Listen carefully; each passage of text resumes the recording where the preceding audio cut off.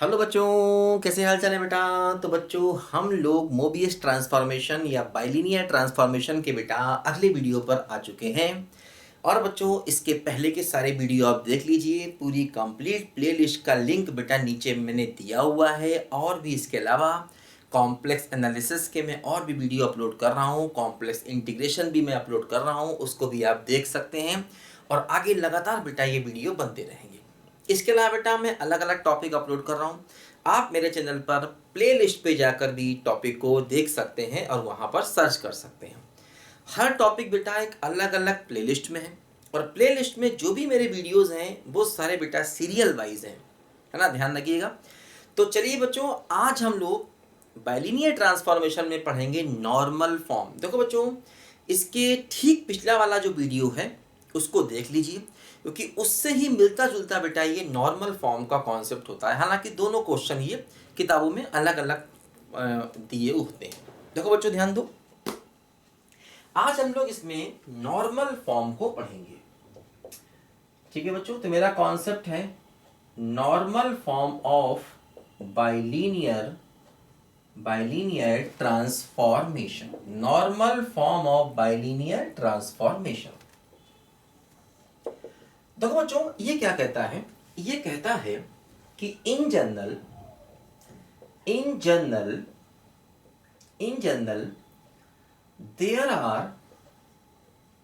there are two invariant points in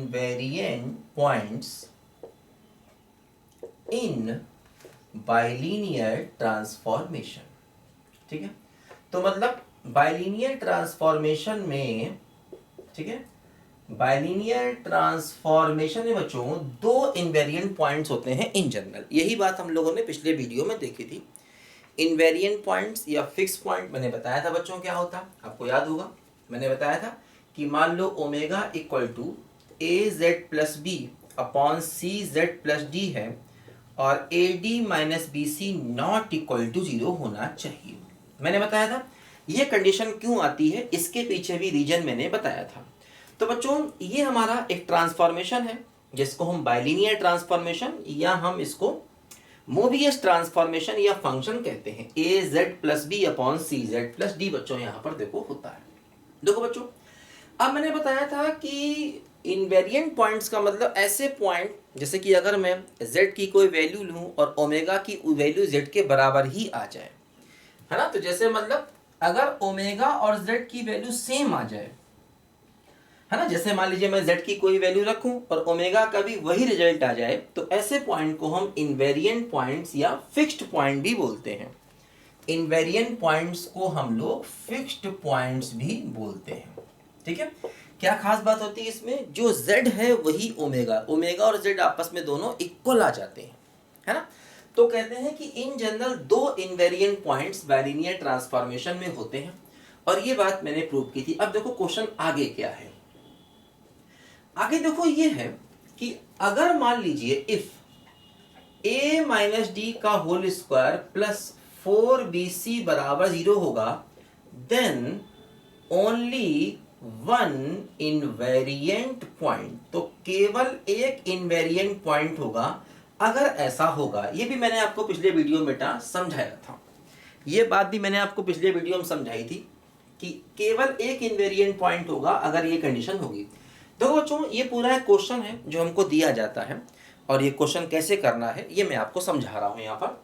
तो ये पूरा एक कंप्लीट क्वेश्चन होता है जो जनरली बुक्स में दिया जाता है और हमें ये प्रूव करना होता है। अच्छा, इसके बाद देखो एक बात यहाँ पर और कहते हैं कि if alpha and beta are two distinct invariant points. मान लीजिए अल्फा और बीटा ये हमारे दो अलग अलग इनवेरिएंट पॉइंट्स हैं, than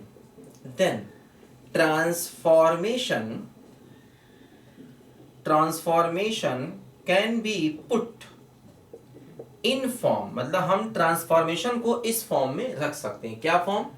omega minus alpha upon omega minus beta बराबर लैम्डा ब्रैकेट में z minus alpha upon z minus beta. मतलब हम ट्रांसफॉर्मेशन को इस फॉर्म में रख सकते हैं अगर अल्फा और बीटा दो अलग अलग इनवेरिएंट पॉइंट निकलते हैं तो, है ना। ट्रांसफॉर्मेशन को इस फॉर्म में लिख सकते हैं। इसी फॉर्म को ये लोग नॉर्मल फॉर्म भी कहते हैं, बुक्स वाले इसी फॉर्म को कहते हैं नॉर्मल फॉर्म। अच्छा, अब क्या कहते हैं, देखो एक कंडीशन तो ये हो गई, ऐसा है तो केवल एक इनवेरिएंट पॉइंट होगा। एक ये हो गया अगर अल्फा और बीटा दो अलग अलग इनवेरिएंट पॉइंट्स हैं तो ट्रांसफॉर्मेशन को इस फॉर्म में रख सकते हैं। तीसरी बात देखो, कहते हैं कि if only one invariant point, है ना, alpha, if only one invariant point alpha, कहते हैं कि मान लो अगर केवल एक ही इनवेरिएंट पॉइंट अल्फा होगा तो हम लिख सकते हैं 1 upon omega minus alpha equal to 1 upon Z minus alpha plus K, है ना। अगर केवल if only one invariant point alpha, अगर मेरे पास केवल एक ही इनवेरिएंट पॉइंट होगा तो हम अपने ट्रांसफॉर्मेशन को इस फॉर्म में भी लिख सकते हैं। तो देखो बच्चों, यहाँ दो बातें हैं, अगर ऐसा होगा तो केवल एक इनवेरिएंट पॉइंट होगा और अल्फा बीटा दो इनवेरिएंट पॉइंट है तो उसको इस फॉर्म में लिख सकते हैं। तो देखो हमें यहाँ पर ये लेके चलना है ओमेगा बराबर A Z plus B upon C Z plus D, और क्या कंडीशन है, A D minus B C not equal to 0। ये कंडीशन क्यों आई है ये भी मैंने पिछले वीडियो में बताया था, पुराने बेटा सारे वीडियो देखिए और नीचे लिंक मैंने दे दिया है, पूरी अलग प्लेलिस्ट है, उसमें जाके देखिए, सब कुछ समझ में आएगा और एंजॉय करते हुए पढ़ना है। देखो बच्चों, अब जैसे मैंने बताया था कि इनवेरिएंट पॉइंट्स का मतलब क्या होता है कि जब ओमेगा और जेड बराबर हो जाए तो ऐसे पॉइंट को हम इनवेरिएंट पॉइंट कहते हैं। तो ओमेगा की जगह जेड लिख दो, तो जेड बराबर ए जेड प्लस बी और upon C Z plus D. अब देखो यहाँ से जो जेड की वैल्यू निकलेगी वही हमारा इनवेरिएंट पॉइंट होगा, क्योंकि इनवेरिएंट पॉइंट का मतलब ओमेगा और जेड बराबर हो जाए। देखो ओमेगा को हम एफ जेड भी लिखते हैं क्योंकि ये एक टाइप का फंक्शन होता है।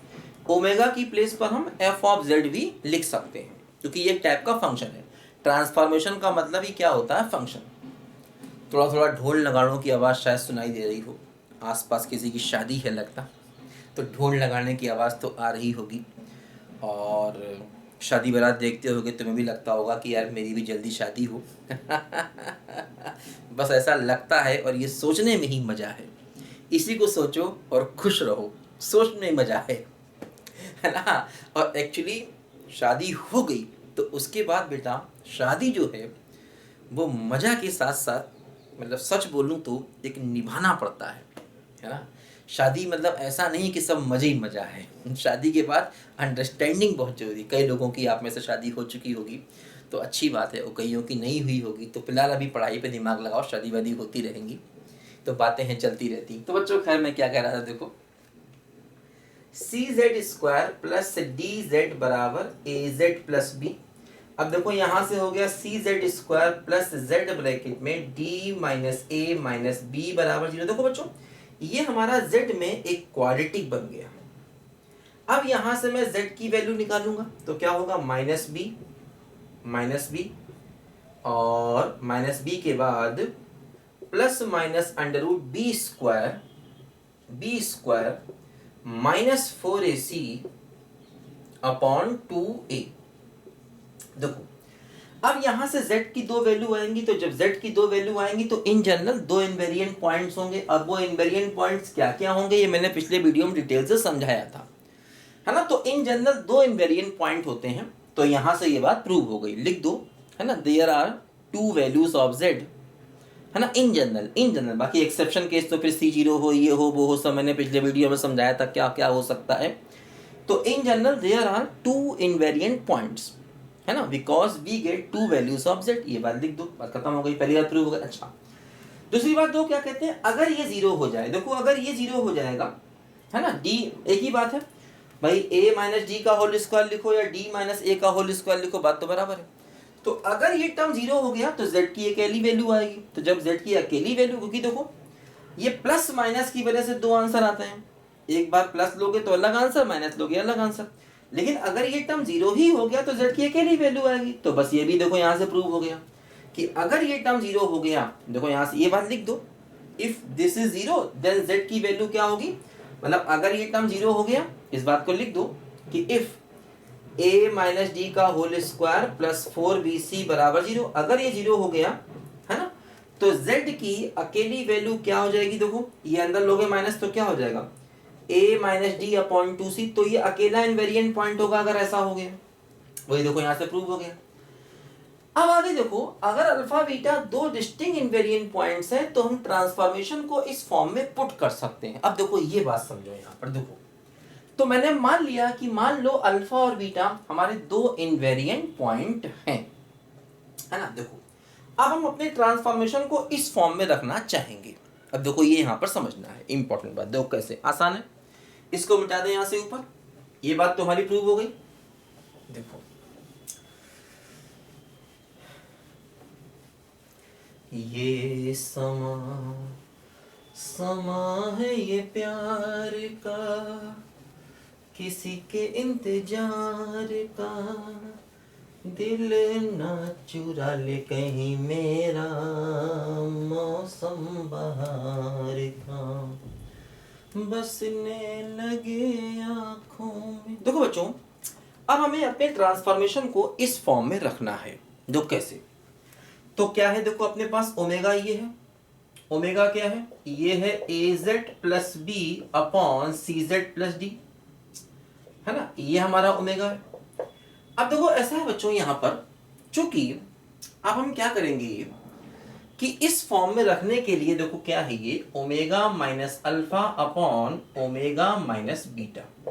देखो ओमेगा की ये वैल्यू रखो, az plus B upon C Z plus D minus alpha upon az plus B upon C Z plus D और माइनस का बीटा। एलसीएम वगैरह लो, ठीक है ना, एलसीएम वगैरह लोगे, देखो क्या होगा, यहां से ये होगा az plus B minus alpha C Z minus alpha D, और C Z plus D LCM लेके कैंसिल होगा, और नीचे भी देखो क्या होगा az प्लस बी और minus beta C Z minus beta D, है ना, कैंसिल होगा। देखो अब ऊपर से क्या बनेगा कि यहां पर समझो ध्यान से कि यहां पर देखो हम लोग क्या करेंगे, कुछ कॉमन वगैरह यहां पर लेते हैं, ठीक है ना। देखो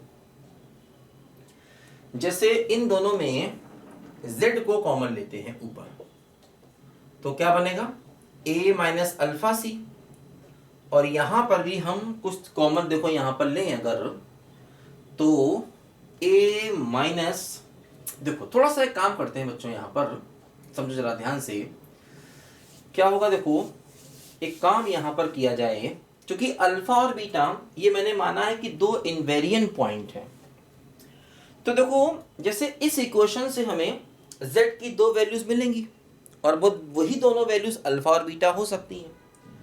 तो इसका मतलब अगर अल्फा और बीटा दो इनवेरिएंट पॉइंट्स हैं, मतलब यहां से वही दोनों वैल्यूज हमें z की मिलेंगी, तो मतलब z की जगह अगर मैं अल्फा बीटा रख दूंगा तो ये दोनों चीजें यहां पर सेटिस्फाई होंगी। देखो हम एक्चुअली ना इस फॉर्म में लाना है, z माइनस अल्फा और z माइनस बीटा की फॉर्म में देखो बच्चों हमें यहाँ पर इसको लाना है। तो देखो इसके लिए यहाँ पर हम लोग क्या करते हैं, थोड़ा सा यहाँ पर ध्यान दीजिए बच्चों, क्या होगा देखो, इससे हम अल्फा और बीटा इसमें रख दें, अल्फा और बीटा इस इक्वेशन को सेटिस्फाई करेंगे, ठीक है, इसको मिटा दिया जाए यहां से। अल्फा और बीटा चूंकि दो इनवेरिएंट पॉइंट्स हैं, मतलब z की वो दो वैल्यूज हैं जो यहां से निकल रही हैं, तो अल्फा और बीटा क्या करेंगे बच्चों, इसको यहां पर सेटिस्फाई करेंगे। देखो तो z की जगह अल्फा रख दिया, C alpha square plus alpha into D minus A minus B बराबर 0, और z की जगह बीटा रख दो, z की जगह अल्फा रखा और z की जगह बीटा रखो, क्योंकि अल्फा और बीटा इसको करेंगे यहां पर सेटिस्फाई। देखो ये यहां पर आया। अब देखो समझो ध्यान से बच्चों, यहां पर क्या होगा कि थोड़ा सा यहां पर हमें वैल्यू पुट करनी होगी। देखो किसकी वैल्यू यहां पर हम पुट करेंगे, ये बात जरा यहां पर हमको ध्यान से समझनी होगी। देखो है ना, इस फॉर्म में हमको लाना है, बाकी सब कुछ हमारे लिए कांस्टेंट होना चाहिए, है ना, बोलो भाई। देखो थोड़ा दिमाग लगाना पड़ सकता है बच्चों, यहां पर थोड़ा यहाँ पर दिमाग लगाना पड़ सकता है, समझो ध्यान से। देखो क्या होगा यहाँ पर, देखो यहाँ से हम लोग क्या करें, अल्फा इंटू डी की वैल्यू रखें, है ना। अल्फा इंटू डी की देखो वैल्यू यहाँ पर रखें। देखो हमने यहाँ से z कॉमन लिया तो ये बचा, तो यहाँ पर हो गया b माइनस अल्फा डी, और यहाँ भी देखो z कॉमन लिया तो ये बचा a माइनस बीटा सी और b माइनस बीटा डी। देखो अब यहाँ से हम लोग जैसे b माइनस अल्फा डी की वैल्यू यहाँ से रखी जाए, बोलो, तो नीचे भी देखो b माइनस बीटा डी की वैल्यू देखो रखी जाए। देखो यहाँ से वैल्यू रखी जाए, इसको मिटा दें, ऊपर को मिटा दें। देखो यहाँ से देखो क्या होगा, देखो ये बचेगा क्या मेरे पास, ये बचेगा c अल्फा स्क्वायर और माइनस का a अल्फा, जो बचेगा minus b plus alpha D, उसको उधर भेज देंगे तो हो जाएगा b माइनस अल्फा डी। इसकी देखो वैल्यू ये आ गई। सिमिलरली यहाँ भी देखो ये हो जाएगा c बीटा स्क्वायर और माइनस का a बीटा, जो बचेगा क्या b, उसको उधर भेज दो तो b माइनस बीटा डी। देखो ये यहाँ पर बचेगा, देखो इसकी वैल्यू रखी जाए, ठीक है ना।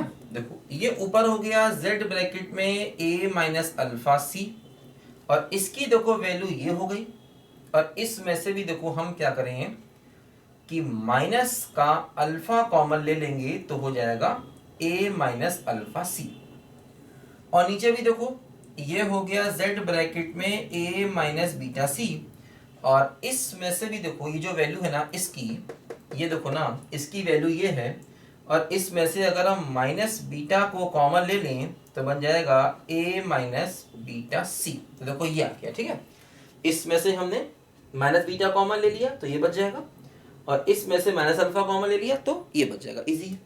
अच्छा अब देखो ऊपर से क्या हुआ, यहाँ पर a minus alpha C common ऊपर और a minus beta C common नीचे, तो देखो ये वैल्यू यहाँ पर आ जाएगी। इसको भी मिटा ही दें, इसको ही मिटा दें, कोई दिक्कत नहीं है ना, इसको मिटा दें और इसको ही मिटा दें। देखो समझो, अब ऊपर से क्या करोगे आप कि a minus alpha C common ले लिया तो बच जाएगा z माइनस अल्फा। नीचे देखो क्या हुआ, a minus beta C common ले लिया तो बच जाएगा z माइनस बीटा। देखो यही फॉर्म हम लाना चाहते थे। ये लैम्डा आ गया, इस पूरे को लैम्डा मान लो, इस पूरे को लैम्डा मान लो, तो lambda into Z minus alpha upon Z minus beta, यही बात देखो हमें यहाँ पर प्रूव करनी थी। तो ये थोड़ा सा यहाँ पर कॉन्सेप्ट है कि अल्फा बीटा इस इक्वेशन को सेटिस्फाई करेंगे। इससे वैल्यू निकाल ली हमने b माइनस अल्फा डी की, है ना, और यहाँ पर वैल्यू निकाल ली b माइनस बीटा डी की, और ये वैल्यू यहाँ पर हमने रख दी।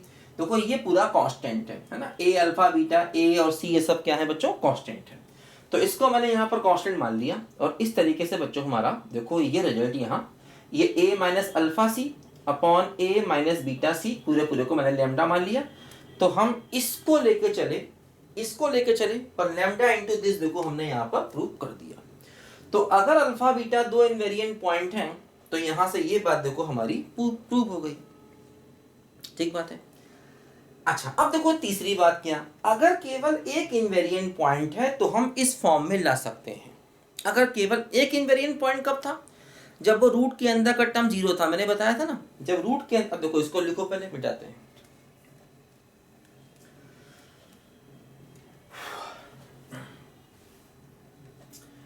शायद मेरी शादी का ख्याल दिल में आया है, इसीलिए मम्मी ने मेरी तुम्हें चाय पे बुलाया है। ना ना ना ना पंछी अकेला देख, मुझे ये जाल बिछाया है, इसीलिए मम्मी ने तेरी मुझे चाय पे बुलाया है।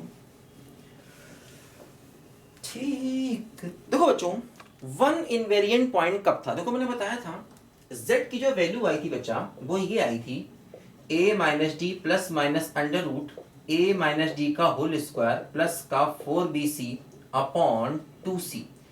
देखो जब ये टर्म हमारा जीरो था, है ना, 4bc बराबर जीरो था, तो z की अकेली वैल्यू ये थी और ये हमारा क्या था, ये हमारा था इनवेरिएंट पॉइंट।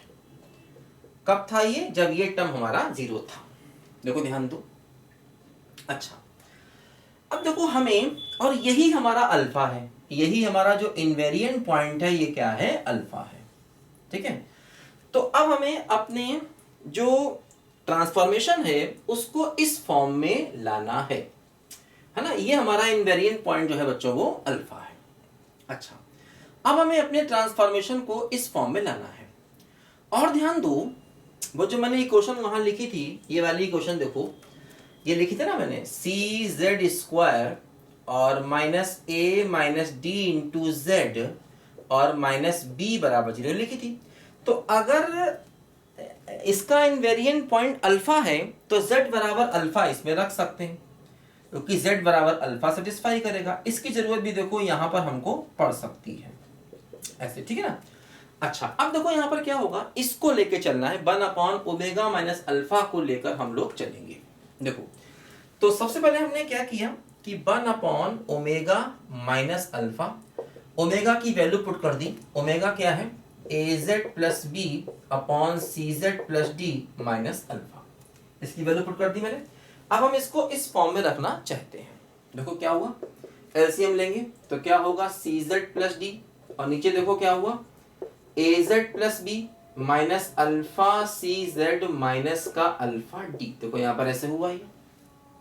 अच्छा अब देखो थोड़ा इसको हम लोग यहाँ पर सिंप्लीफाई करना चाहेंगे। ये हो जाएगा सी जेड प्लस डी, और देखो नीचे यहाँ से z कॉमन ले लेंगे तो हो जाएगा a माइनस अल्फा सी, ये देखो b माइनस अल्फा डी, और ये देखो यहाँ से फिर उसकी वैल्यू रखेंगे b, देखो यहाँ से क्या होगा c alpha square minus a alpha, और उधर जाएगा तो बन जाएगा क्या बोलो, ये माइनस माइनस प्लस हो जाएगा तो b माइनस अल्फा डी। देखो ये वैल्यू इसकी जो हमने पिछले क्वेश्चन में भी रखी थी अभी, ये यहाँ पर रखेंगे। देखो तो यहाँ पर देखो b माइनस अल्फा डी की वैल्यू ये रखेंगे तो हो जाएगा c alpha square minus a alpha. देखो ऊपर क्या हुआ, सी जेड प्लस डी और अपॉन z ब्रैकेट में a माइनस अल्फा c, यहाँ पर देखो माइनस अल्फा कॉमन आया तो a माइनस अल्फा c आ गया। ठीक है ना। अच्छा अब देखो फिर यहाँ पर यही चीज है कि यहाँ से मैं a माइनस अल्फा सी को कॉमन ले लूंगा, सी जेड प्लस डी, और नीचे क्या हुआ a minus alpha C common तो बचेगा z माइनस अल्फा, है ना, ये यहाँ पर आया। अच्छा अब बच्चों हमें इसको देखो इस फॉर्म में लाना है, 1 अपॉन जेड माइनस अल्फा अलग होगा और प्लस एक के यहाँ पर अलग होगा। ये बात जरा बच्चों यहाँ पर समझिए। तो हमें 1 अपॉन इस फॉर्म में लाना है। देखो जैसे ये z माइनस अल्फा है तो ऊपर भी हमें z माइनस अल्फा का टर्म चाहिए होगा। देखो एक काम किया जाए, थोड़ा सा यहाँ पर इंटरेस्टिंग है, इसमें एक काम करो, माइनस का c अल्फा कर लो, प्लस का c अल्फा कर लो, क्योंकि देखो c कॉमन आएगा और z माइनस अल्फा ये अलग अलग करेंगे फिर हम लोग, इसलिए देखो यहाँ पर ऐसा हम कर रहे हैं। ठीक है, ये थोड़ा सा बेटा यहाँ पर दिमाग लगाना है। देखो अब यहाँ से c कॉमन ले लो, c कॉमन लिया तो दिस अपॉन दिस अलग कर लोगे तो क्या हो जाएगा, c z माइनस अल्फा, नीचे देखो a माइनस अल्फा c, और क्या हो जाएगा z माइनस अल्फा, यहाँ पर देखो प्लस का c अल्फा प्लस d, और डिवाइड बाई क्या हो जाएगा a माइनस अल्फा c और इनटू z माइनस अल्फा। देखो यहाँ पर क्या होगा, ये z माइनस अल्फा इससे कैंसिल हो जाएगा तो क्या बचेगा, ये बचेगा c upon a minus alpha c, उसको हम यहाँ पर k मान लें कांस्टेंट, है ना, उसको यहाँ पर हम लोग k कांस्टेंट मान लें। और ये देखो हमने यहाँ पर इसको अलग अलग कर दिया, c alpha plus D upon this को अलग कर दिया, है ना, ये हमने यहाँ पर देखो इसको अलग अलग कर दिया है। अच्छा अब देखो यहाँ पर जरा ये d जो है दिक्कत कर रहा है, एक काम करते हैं, देखो d की जो वैल्यू है, देखो इसको यहां से रखते हैं डी की वैल्यू को। देखो एक काम करो, ये अपना क्या है, ये यहां पर है a minus D upon 2c बराबर अल्फा है, तो ये ना इसी की वैल्यू तो अल्फा है क्योंकि अकेला इनवेरिएंट पॉइंट है वही अल्फा है। तो a माइनस डी बराबर 2c अल्फा, तो d क्या हुआ, d हो गया a माइनस 2c अल्फा। तो देखो यहाँ पर जैसे ये तो क्या आ गया है ना, इसको जरा समझो ध्यान से, ठीक है। ये c अपॉन दिस आ गया, c अपॉन दिस को हम कांस्टेंट मान लें, तो ये जो c upon a minus alpha c इसको k मान लें, तो c upon a minus alpha c को k मान लें, सब कुछ कांस्टेंट है, बट इसमें z नहीं वो कांस्टेंट है, तो ये क्या हो गया, k हो गया पूरा, k प्लस हो गया। अच्छा d की जगह इसमें देखो हम ये वैल्यू रखें, तो ऊपर क्या हुआ, ये हो गया c अल्फा प्लस d क्या हो गया, d हो गया a माइनस 2c अल्फा, और डिवाइड बाई देखो ये क्या हुआ, ये हो गया a माइनस अल्फा c और z माइनस अल्फा। देखो यहाँ से ये माइनस का 2c अल्फा और प्लस का c अल्फा, तो माइनस a बचेगा, a माइनस c अल्फा, और इससे कट जाएगा, तो इससे कैंसिल हो गया, और ये आ गया k plus 1 upon z minus alpha. किसकी वैल्यू है ये देखो इस टर्म की वैल्यू है, और यही हमें प्रूव करना था कि इसको हम इस फॉर्म में ला सकते हैं। तो हमने क्या किया, देखो एक तो इस कॉन्सेप्ट का यूज किया कि अल्फा जो है इस इक्वेशन को सेटिस्फाई करेगा, और दूसरा हमने इस कॉन्सेप्ट का यूज किया कि भाई अल्फा की वैल्यू यहाँ पर ये है। ये दो कॉन्सेप्ट देखो हमने यहाँ पर इसमें यूज किए हैं, तो इससे हमें देखो अपने क्वेश्चन का आंसर बच्चों मिल जाएगा। ये बात देखो यहाँ पर जरा समझो ध्यान से, ठीक है। तो अगर अकेला इनवेरिएंट पॉइंट है तो हम अपने ट्रांसफॉर्मेशन को इस फॉर्म में लिख सकते हैं, और अकेला इनवेरिएंट पॉइंट कब होगा, जब ये वैल्यू यहाँ पर देखो 0 होगी, तभी हमें अकेला इनवेरिएंट पॉइंट यहाँ से बच्चों मिलेगा। तो ये बेटा अपने क्वेश्चन का फाइनल आंसर आ गया, और ये काफ़ी अच्छा क्वेश्चन है, ठीक है। नीचे प्लेलिस्ट का लिंक दिया है, तो प्लेलिस्ट के आप सारे वीडियो देखिए, क्योंकि इससे ठीक पिछला वाला वीडियो भी काफ़ी हद तक इसके जैसा ही था, ठीक है बच्चों। तो पढ़ते रहिए बेटा, एंजॉय करते रहिए, और सारे टॉपिक और बहुत से टॉपिक मैं अपलोड कर रहा हूँ मेरे चैनल पे। प्लेलिस्ट कॉलम में जाकर भी आप बाकी सारे टॉपिक को ढूंढ सकते हैं। चलिए बच्चों, मिलते हैं अगले वीडियो में, तब तक के लिए बाय बाय।